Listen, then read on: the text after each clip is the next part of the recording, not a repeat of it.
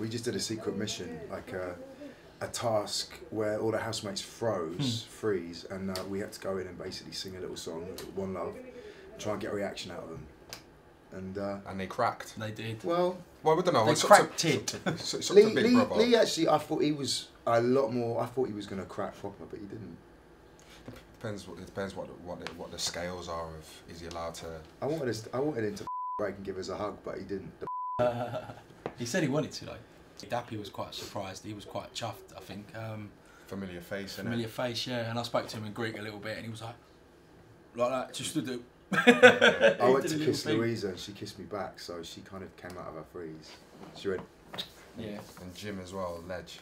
Jim actually, he just went red, and I was trying to hold back the laugh. He was amazing. But Casey looked the most shocked that we were in there, and I think that's because everything that's been going on with her and Lee, I think seeing us, it kind of really affected her, as if to say, oh my God, this is like weird. And I think afterwards she was like, I don't know if they hate me or what's going on. I think she was she looked the most kind of worried about things, didn't she? Yeah. Her reaction was a little bit like she was panicked a little bit. But I think that's good. It's going to make great TV at the end of the day, and this is what this is all about. Yeah. For us going in the house, it was so nerve-wracking, and B, it is tiny, isn't it? It's weird. It's a lot smaller than you think than it is on TV, but you know, I mean, those guys are going to have a great time, and that's what people was all about. It's isn't it? weird Ups and downs. because you go in there and before you go in, you see all the camera runs, with all the windows, and everybody just watching you, and you realise, oh my God, it really is like fishbowl, and you actually forget when you're in the house. You must completely forget that all the cameras, because you don't see them, you just see mirrors everywhere, so you don't realise that people are behind the mirrors filming and watching you. Like, and before we went in, we were having a little peek, seeing them in the house, and it's the weirdest thing, because you go in and you're like, oh my God, there's Lee, oh my God, there's Louisa. It's like, it's weird, and the next minute we were in the house. It's like another dimension. It is. It's a very strange feeling, and you can understand why in the house they forget and they openly talk and do things, because you just forget you're in a TV show. You do. You forget. I think Lee's been doing really well with the tasks. Obviously, he's standing up and doing his speech and his campaigning. That's a dramatic side of Lee that we see all the time.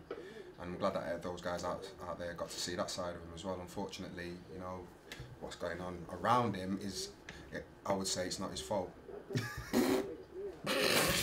Yeah, right. The love triangle. Bless Lee, right? You know, I think in all defence, like he was stuffed the minute he walked into the house, because he got handcuffed to Casey.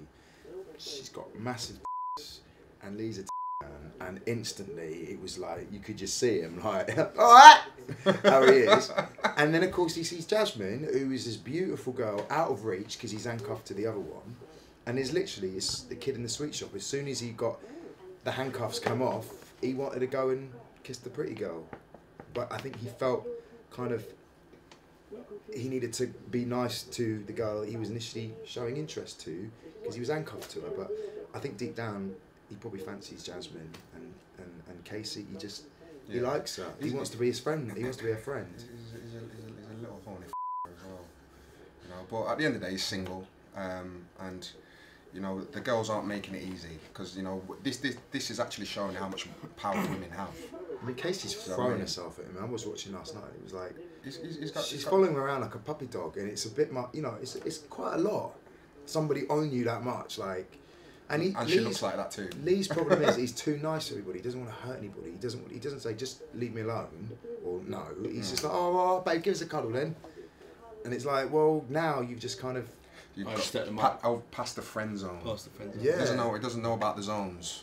He doesn't know about lines or boundaries. We've been trying to teach them for like 14 years. And it's not going to work. Jasmine and me went out, and actually we're going to hang out with her tonight, and she's really cool. I really genuinely like her. I went to kind of meet her and suss her out and see what kind of person she was like, if she really did genuinely like Lee, and she does, and she's a really cool girl. I actually sussed her out. I thought she's really cool. Whether they're going to end up dating or not, I don't know. But genuinely, she cares for him. Genuinely, she has feelings for him.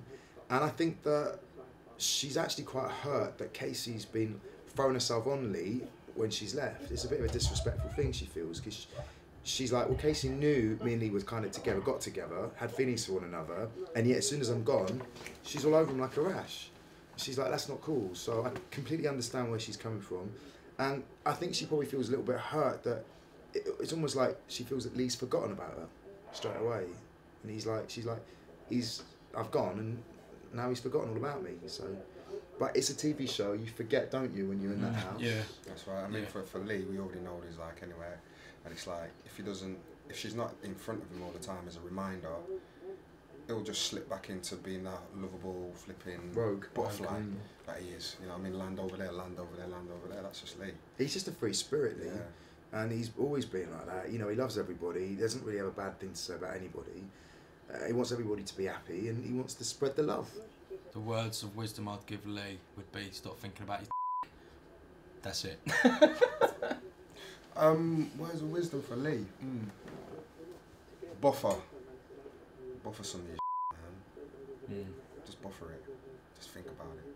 Think before you speak. Which we know he's not. He's never. I'll constantly say it, but it's not going to sink in. So. I just, as a mate, will put him to one side and say, look, you know, if you really do like Jasmine, stop leading Casey on, or just not even leading her on. Just let her know straight. Yeah.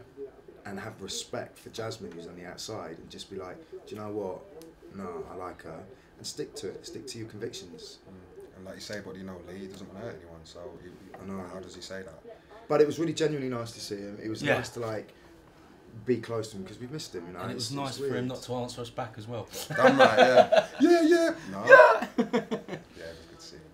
Well, love is all you need, Lee. Look at his brick foot. Listen. Peanut butter, no jam, yeah? Right. I think we better bounce, guys. Wait, listen, you guys are flipping, living Good it luck, up. man. Leroy, we love you. I just want to give Louisa one more kiss. Daffy, keep it Greek, bruv. Yes, also gala. Dax, you there? Doing it for the Greek posse, then. Yes, Daffy! Listen, guys, keep doing what you're doing. Entertaining. Enjoy it. See you later, Leroy. See you, people. One love. All right, don't say anything then. Best crowd we've had all night. Yeah. We're used to this.